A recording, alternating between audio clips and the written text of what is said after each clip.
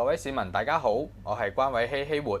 咁今日咧再次嚟到李醫生嘅醫務所咧，就向佢請教啲問題啦。大家知道咧，我哋近期發生咗一件咧災難級嘅事件，就係大埔嘅火災。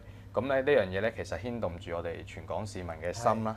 係啦，咁樣我哋每一個家庭啊，其實每日都關注住呢個新聞嘅動態發展啦。咁好不幸，我哋一啲遇難嘅數字咧，亦都係上升。咁其實咧，我哋作為一啲家長啊，咁點樣去疏導好我哋小朋友去理解呢件事，或者家中一啲長者佢真係長期關注呢個新聞，點樣能夠咧可以幫到佢其實情緒上唔好太過悲觀咧？咁今日都想同阿李嘉仁醫生咧去講一講，係啊。有7棟樓咧同時起火，真係好慘。係。咁啊，但係有一樣嘢咧，如果你一路好似你講過，如果佢一路睇住，睇完又睇又睇，喊嗰個一日再播，喊嗰個再播咧，真係影響到你自己。嗱，究竟邊啲會係傷心，邊啲人唔會傷心咧？冇得分嘅。總之佢啱佢嘅情緒嗰度咧，佢就爆發啦，咁啊喊嚇，即係好少人唔喊噶，老實講，係嘛？咁但係幾時喺呢個幽谷嗰度走翻上嚟咧？呢個係最難嘅嘢。冇錯。其實咧講火嘅嘢，佛經有幾句：時日已過，命亦隨減，如小水魚，斯有何樂？你哋要當頭燃，恨勿放逸。咁即係話生命係可以好短㗎。咁所以咧。係我哋要一直向前，一直向前。過去咗就過去㗎啦。一段嘅悲傷係實有㗎，要盡量舒緩，即係釋懷。譬如咧，又有句啦嚇，災難嘅情況咧，你話啊望到啦，接受它，面對它，解決它，然後最緊要第四，放下它。點樣放下咧？真係好。唔係咁容易，咁啊情緒咧，由細路仔正式成年人及至長者咧，都會理解到㗎。咁啊，如果係緊要咧，當然要揾精神科醫生慢慢同你講啦。但係我覺得咧，如果你真係有啲咁嘅事，有人同佢，即係有人俾佢可以傾訴下，咁就會慢慢好啲㗎。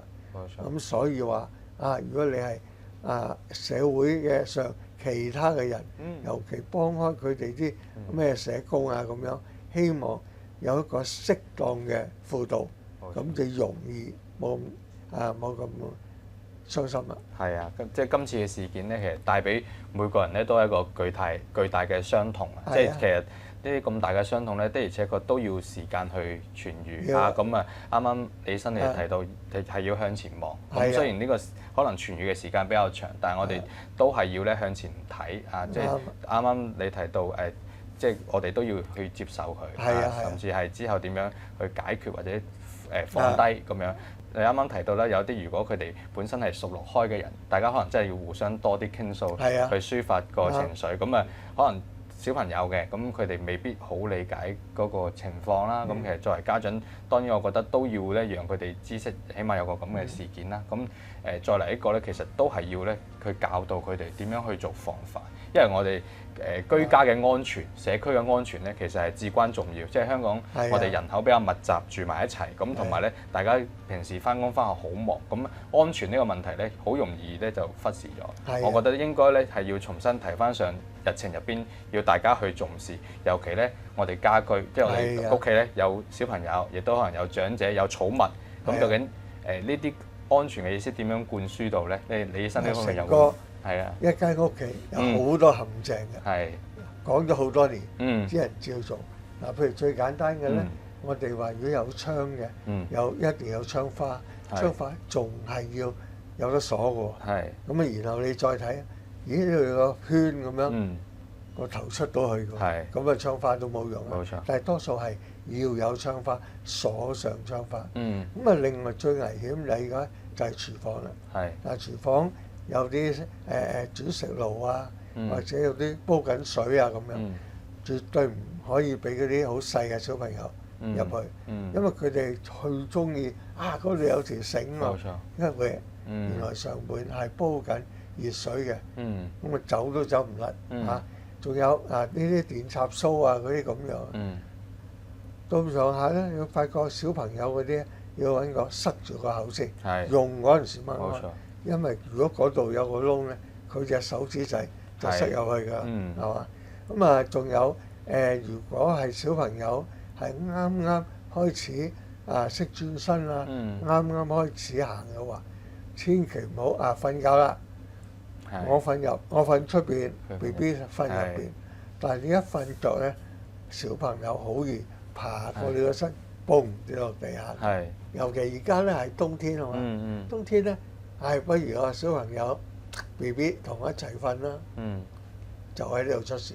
因為咧佢有張被就冚，我哋開始梗係冚淨個頭出嚟啦，喐下咧就冚埋個頭㗎啦。冇錯。咁啊，如果你大人唔知再轉身揸一揸佢，冇氣頭啊！咁樣咧又係好常見嘅問題，一定有啲嘅。所以嬰兒特別死亡咧，好快脆又係問題啦。水方面咧，而家度如果佢係有人同佢喺度水盆沖緊涼，突然間有個電話嚟啦，嗰個同佢沖涼嗰位人咧行咗出去，佢可能會浸死嘅，因為佢都唔識喐，一跣咗落個盆，而水咧就會冚住個 BB 仔，係啦。咁好多嘅啫。係啊，其實即係我哋居家，無論係啱啱提到火啊、水、電包括我哋香港比較多，有時颱風點樣防範好啲窗啊，等啲小朋友唔好靠近啊，嗰啲鎖好啊，其實都同樣係好重要啊。咁所以變咗呢樣嘢，其實係我哋要不斷咧喺社區喺學校去宣傳嘅一樣嘢。再嚟一個咧，即係除咗基本知識要有咧，我覺得即係就住一啲災難嘅事件去睇到，其實一啲譬如係一啲逃生嘅演習啊，究竟係點樣做啊？去到真係發生事故嘅時候，有點樣應對啊？包括一啲急救嘅方法係咪學曉啊？咁呢啲其實都咧，我覺得係要去平時咧要多加培訓多加訓練。其實有一個咧救傷，應該咧。湊佢個人咧，工人咧咁樣去成日寒學救傷，係嘛？因為突然間嘅嘢，如果你未曾試過點樣做法，你會唔知點做。譬如個小朋友食下菩提子，突然間攣咗喺度，最緊要好多時候就棘咗喺喉嚨呢度。你用心肺復甦法幫唔到佢嘅，你要知道企喺度瞓喺度咁樣。即係紅抱咁樣，但係呢啲一定要學識嘅。呢個係小朋友與老人家一樣，突然間食下菩提子咧，就塞住啦。所以其他咁上下有啲糖咁樣咧，塞住咧就悲劇發生。冇錯即係其實今次咧大埔宏福苑呢個火災事件咧，即係帶嚟好多嘅傷痛，同時咧亦都咧真係警醒我哋要將安全兩個字咧要擺喺首位。即係我哋啱啱講咗好多咧居家方面一啲安全，其實安全係牽涉方方面面嘅。即係社區入邊呢啲後巷啊、啲街道係咪足夠嘅一個防火或者係走火嘅通道咧？或者係我哋樓宇入邊一啲管理係咪符合一啲標準，包括防火啊、有時電啊呢啲，其實咧都係影響住我哋每個人嘅生命啊。即係過去呢年咧都有好幾單呢一啲關於致命嘅交通事故牽涉到途人嘅。咁其實咁當然構成嘅因素可以好多。不過啱啱李醫生提到呢個現象，大家而家都係低頭族啦，咁樣究竟會唔會行下又行咗出馬路啊？呢啲其實都係一啲風險隱患嘅點。咁其實真係結合住咧一啲科技啊，或者係一啲新嘅措施，包括嗰個道路嘅一啲設計咧，希望去改善呢啲情況啦。點樣用到喺我哋日常生活，或者幫我哋咧去及時發現社區好、樓宇好、屋企好一啲安全嘅風險咧，我覺得呢個都係好緊要，因為咧佢牽涉到下一步就係點樣盡快去解決呢個事故嚇。咁所以呢樣嘢咧係我都會繼續咧去推動去倡議嘅。好，今日好多謝李醫生啦，同我哋講咗好多關於居家安全方面嘅嘢。咁我哋啱啱提到啦，其實安全牽涉方方面面，希望大家咧都要喺日常生活中咧多留意一啲細節位一齊去咧提升我哋社區嘅安全係數打造一個平安嘅社區。我係關偉希希活，今日好多謝李醫生同我暢談，多謝。